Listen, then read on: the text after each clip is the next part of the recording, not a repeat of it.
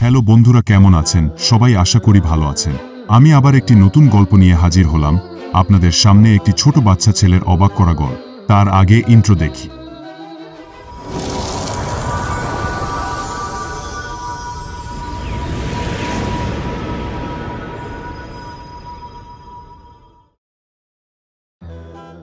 মৃত্যুকালে এক ব্যক্তি অনেক কষ্টে ভুগছিলেন।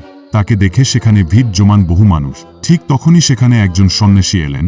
সেখানে দাঁড়িয়ে থাকা লোকেরা সন্ন্যাসীকে একটি সমাধান দিতে বললেন, যাতে সেই মৃত মানুষটি ব্যথামুক্ত হতে পারে। এই কথা শুনে সবাই চুপ হয়ে গেল। সবাই ভাবতে লাগলো, কোথা থেকে স্বর্গের মাটি আনা যায় কিভাবে? সেই স্থানে একটি ছোট বাচ্চা উপস্থিত ছিল। সন্ন্যাসীর কথা শুনে সে চলে গেল এবং হাতে কিছু মাটি নিয়ে ফিরে এল।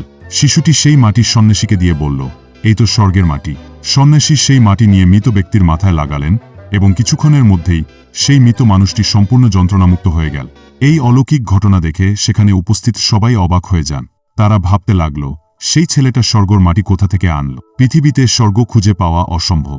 সন্ন্যাসী শিশুটিকে জিজ্ঞাসা করলেন, বাছা, তুমি এই মাটি কোথা থেকে পেলে? এই স্বর্গ পৃথিবীতে কোথায় আছে যেখান থেকে এই মাটি কিনলে কিছুক্ষণের মধ্যে? বাচ্চা উত্তর দিল, মহারাজ, একদিন আমাদের স্কুলের শিক্ষক আমাদের বলেছিলেন যে সর্বশ্রেষ্ঠ স্বর্গ আমাদের পিতামাতার পায়ের কাছে, অন্য কোনো কোথাও স্বর্গ নেই। তাই আমি এই মাটির জায়গা নিয়ে এসেছি যেখানে আমার বাবা মা তাদের পা রেখেছিলেন। তো বন্ধুরা, কেমন লাগলো এই গল্পটি কমেন্টে জানান। ভালো লাগলে লাইক করুন, খারাপ মনে হলে ডিসলাইক করুন এবং সাবস্ক্রাইব করুন। তাহলে আজ এই পর্যন্ত। ধন্যবাদ বন্ধুরা।